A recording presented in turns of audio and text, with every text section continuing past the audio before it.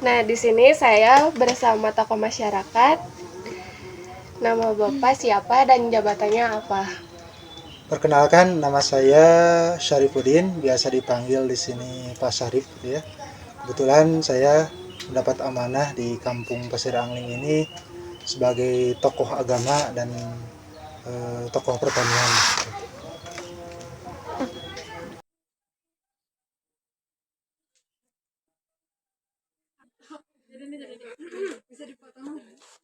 Apa arti gotong royong bagi Bapak? Gotong royong dalam pemahaman saya itu adalah kerjasama, gitu ya. Kerjasama antar setiap elemen masyarakat yang ada di kampung, khususnya Kampung Pasir Angling, untuk menyelesaikan apa-apa masalah, apa-apa hal yang sekiranya untuk perbaikan-perbaikan kemajuan di kampung kami. Jadi gotong royong dalam artian kerja sama, dalam artian kerja sama itu bukan kerja bersama-sama, tapi kerja dengan kemampuan masing-masing untuk menyelesaikan masalah yang ada untuk tujuan kebaikan di kampung kami. Mengapa gotong royong penting dalam masyarakat? Gotong royong sangat penting dalam masyarakat, khususnya bagi saya di Kampung Pasir Angling, karena tantangan dalam kehidupan selalu ada, sehingga dan tidak setiap orang itu bisa menyelesaikan masalah di lingkungan sendiri. Jadi amat sangat perlu di antara elemen masyarakat, di antara warga itu saling bekerja sama, saling gotong royong untuk tujuan yang ingin dicapai oleh di kampung kami gitu. Jadi sangat penting sekali.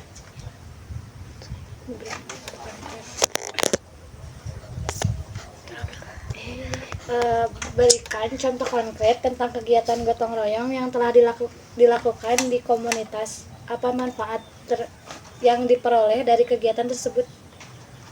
Salah satu contoh gotong royong yang baru-baru ini di kampung kami lakukan, karena kampung kami itu adalah kampung daerah pertanian gitu ya. Beberapa minggu ini kami telah melakukan gotong royong pembangunan jalan.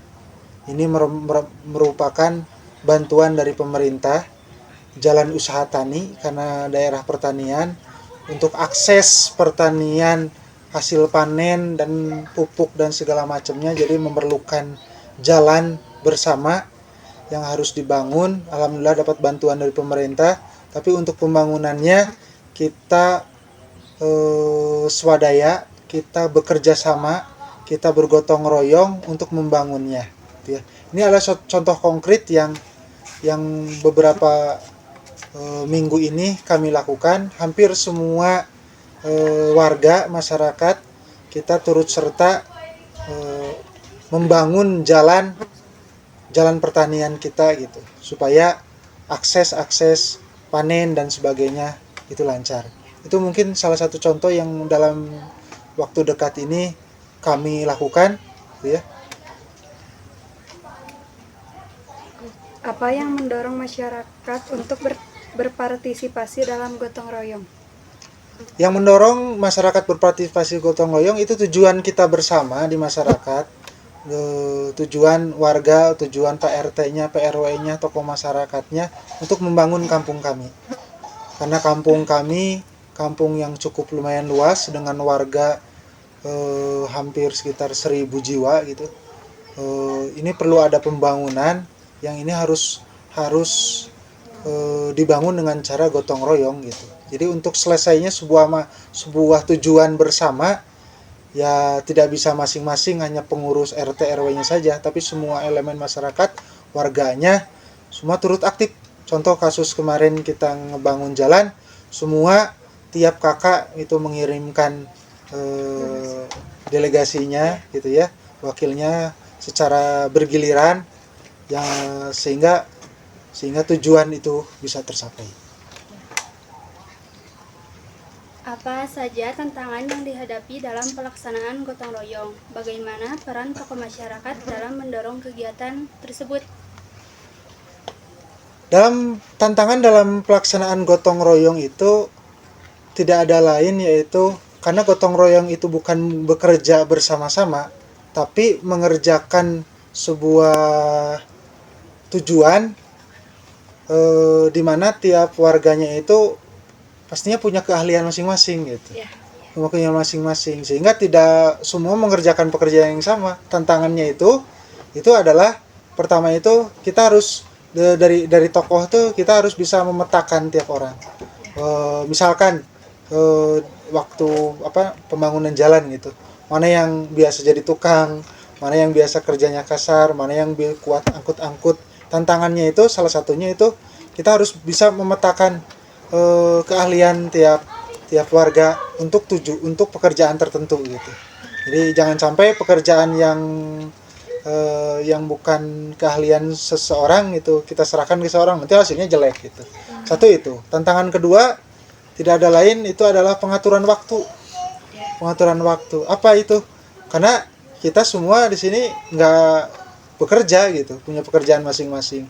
Sementara dalam pembangunan apapun kan itu kita harus siap menguras waktu kita gitu. Jadi tantangannya mengatur ritme jadwal masyarakat yang mau bekerja itu gotong royongnya gitu. Begitu. Bagaimana kerjasama gotong royong berdampak pada hubungan sosial dan ekonomi masyarakat? Ini sangat berdampak sekali gitu. Kegiatan-kegiatan gotong royong ini karena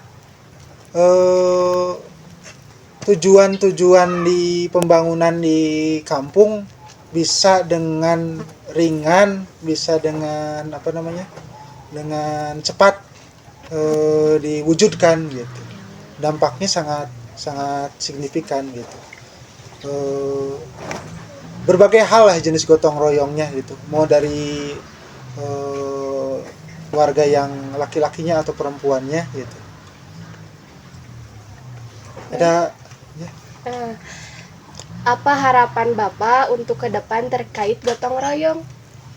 Harapannya semoga semua elemen masyarakat, warga masyarakat itu lebih guyub lagi gitu, lebih guyub lagi dalam gotong royong sehingga percepatan pembangunan di kampung dalam proyek apapun, dalam tujuan apapun yang ada di sini itu lebih cepat terlaksana, lebih terwujud untuk kemajuan kampung kami. Apa pesan Bapak yang ingin disampaikan kepada generasi muda tentang pentingnya gotong royong? Bagi generasi muda ini sangat penting sekali ya namanya gotong royong itu. Karena kita hidup bersosial, kita bukan makhluk yang menyendiri gitu. Kita bisa hidup karena kita bersosial. Kita perlu sosial sehingga karena masalah di lingkungan pun itu sebenarnya tidak bisa diselesaikan oleh diri kita sendiri. Jadi bagi generasi muda itu ketika ada peluang untuk bergotong royong, ayolah kita bersama-sama mengambil peran masing-masing sesuai dengan keahlian masing-masing untuk kemajuan di lingkungannya. Nah, di sini ada penutupannya. Apakah ada hal lain yang ingin disampaikan? Inti dari gotong royong yang ingin disampaikan itu tadi terkait kerjasama ya, kerjasama membangun mencapai sebuah tujuan bersama. Gitu.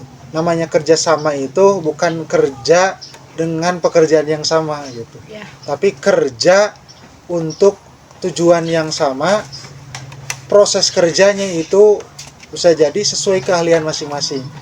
Serahkan sebuah pekerjaan kepada ahlinya masing-masing. Kalau di pembangunan jalan, misalkan kalau yang biasa menjadi tukang, jadilah dia tukang. Biasa yang mengaduk, jadilah dia yang ngaduk. Ya bisa yang laden, bisa yang laden. Misalnya yang menyiapkan ibu-ibunya masak, ibu-ibunya yang masak. Atau biasanya yang koordinasi dengan pihak luar, kerjanya seperti itu. Itu namanya gotong royong. Kerjasama, kerja bersama-sama sesuai dengan